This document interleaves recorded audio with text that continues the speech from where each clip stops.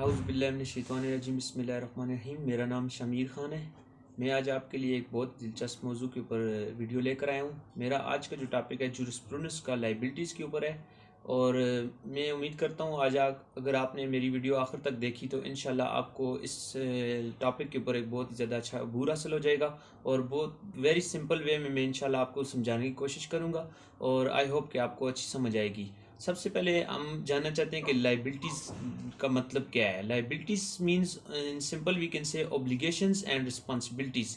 कोई किसी किस्म की भी जो जिम्मेवारी आपके ऊपर आयद होती है उसको आप ठीक तरह करने के पाबंद हैं। अगर आप ठीक तरह उसको पाबंद नहीं करेंगे तो आपके खिलाफ डैमेजेस क्लेम हो सकते हैं। आप फिजिकल लाइबिलिटीज़ आपके ऊपर इम्पोज हो सकती है।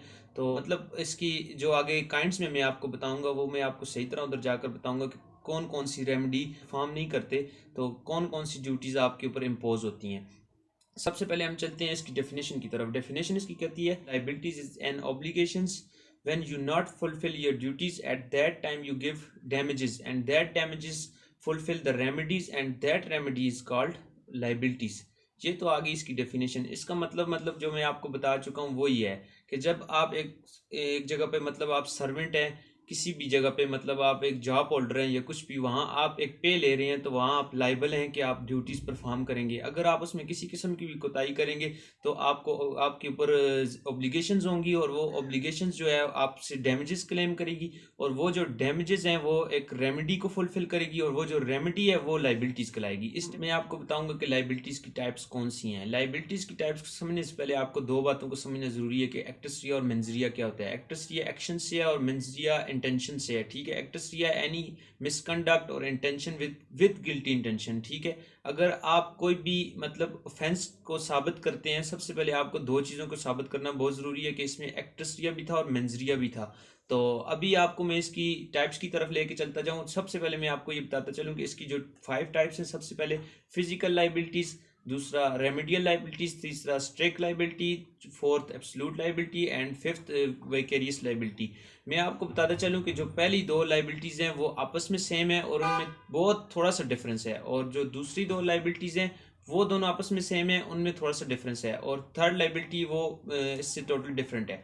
फर्स्ट लाइबिलिटी जो है वो आप फिजिकल और क्रिमिनल लाइबिलिटीज़ को कहा जाता है। ठीक है, ये वो प्रोसेस है जब एक आदमी आपके खिलाफ सूट करता है किसी क्रिमिनल कोर्ट्स में और यहाँ आपको एट द एंड आपको फिजिकल पनिशमेंट दी जाती है। अगर आप इसकी डेफिनेशन की बात करें तो वो ये कहती है कि physical liabilities are those liabilities where your actus reus and mens rea is involved but claimed in criminal courts and have a physical punishments. और रेमेडियल लाइबिलिटी की अगर हम बात करें तो वो इससे थोड़ा सा ही डिफरेंस है। वहाँ पे भी आपका एक्टस्ट्रिया और मेंजरिया दोनों शामिल होते हैं बट जो आपके खिलाफ सूट करने वाला होता है वो क्लेम करता है सिविल कोर्ट्स और आपको जो पनिशमेंट्स होती हैं वो इन द फॉर्म ऑफ डैमेजेस होती हैं, वो आपको डैमेजेस की सूरत में पे करनी पड़ती हैं। उसकी डेफिनेशन ये है कि here also your actus reus and mens rea is involve but claim in the civil courts and have a punishment in the form of damages.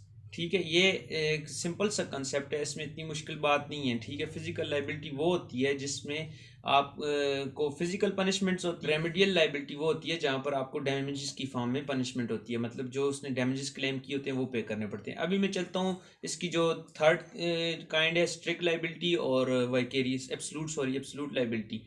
मैं आपको बताता चलूँ कि स्ट्रिक्ट लाइबिलिटी को समझने से पहले आपको एक बात समझने की बहुत ज़्यादा ज़रूरत है। अगर आप स्ट्रिक्ट लाइबिलिटी को समझे तो ऑटोमेटिकली आप एब्सोल्यूट लाइबिलिटी को समझ जाएंगे क्योंकि वो इसकी थोड़ा सा अपोजिट कंसेप्ट है उसमें और इतनी खास बात कुछ भी नहीं है। और ये एक बहुत मतलब ऑफेंस, ये पहली दफ़ा एक ऐसा ऑफेंस निकला था जिसमें आपका मेंजरिया शामिल नहीं था। अभी मैं आपको बताता हूँ इसके बारे में। स्ट्रिक्ट लाइबिलिटी को समझने से पहले ये बात आप ज़रूर समझें कि स्ट्रिक्ट लाइबिलिटी में जब if dangerous thing escape then you are liable. ठीक है, वो डेंजरस थिंग कौन सी होगी? कोई भी चीज़ जो स्केप करके अपने क्राइटेरिया से बाहर निकल के जब किसी को हार्म करेगी, नुकसान पहुंचाएगी, तो वो ये कहलाएगी ये स्ट्रिक्ट लाइबिलिटी। तब आप पर स्ट्रिक्ट लाइबिलिटीज़ की डैमेज इम्पोज होंगे, अदरवाइज नहीं होंगे, अदरवाइज वो एब्सोल्यूट में आ जाएगी। वो मैं आपको बताता हूँ किस तरह।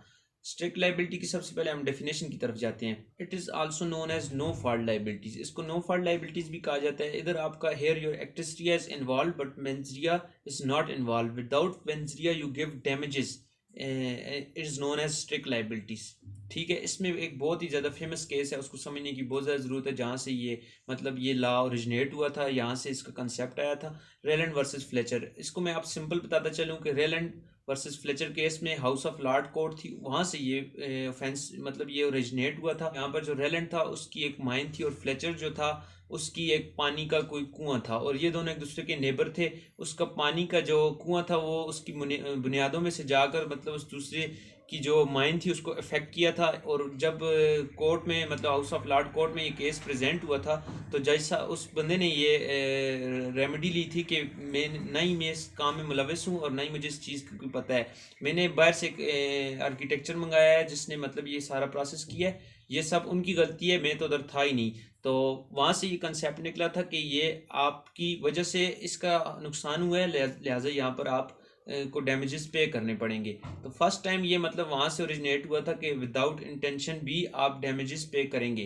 तो इसका जो सिंपल प्रोसेस से मकसद है वो यही है कि विदाउट इंटेंशन आप जो पेमेंट करते हैं, यहाँ पर आपका एक्शन शामिल होता है, आपकी डेंजरस थिंग जाकर बाहर दूसरे को हार्म कर रही है, तो वहाँ पर यहाँ पर आपको ये चीज़ डैमेजेस पे करने पड़ेंगे। अभी मैं आपको बताता चलूँ कि एब्सोल्यूट लाइबिलिटी क्या होती है। एब्सोल्यूट लाइबिलिटी वो चीज़ होती है कि अगर एक चीज़ एस्केप ना भी करे, if dangerous thing not escape then you are liable. ठीक है, अभी इसका ये कंसेप्ट है कि फॉर एग्जांपल आपकी कोई मेडिसिन वगैरह की शॉप है या कोई फैक्ट्री है, वहाँ पर आपके पास मतलब पॉइजन्स आइटम्स आपको पता है अक्सर मेडिसिन में यूज़ होते हैं, वहाँ पर आपने अगर रखा हुआ है तो एज अ मतलब इन द फॉर्म ऑफ आपने कोई फार्मूला रखा हुआ है, बाहर से कोई बंदा आता है वो ग्लास में पड़ा हुआ उसको पानी समझ के पी लेता है, तो वहाँ पर अगर उसकी डेथ काज हो जाती है या मतलब उसको और कोई नुकसान हो जाता है या वो और किसी किस्म का उसको मतलब नुकसान हो जाता है, तो वहाँ पर भी आपको ये आपके ऊपर लाइबिलिटी इम्पोज होती है। इसको कहते हैं एब्सोल्यूट लाइबिलिटी।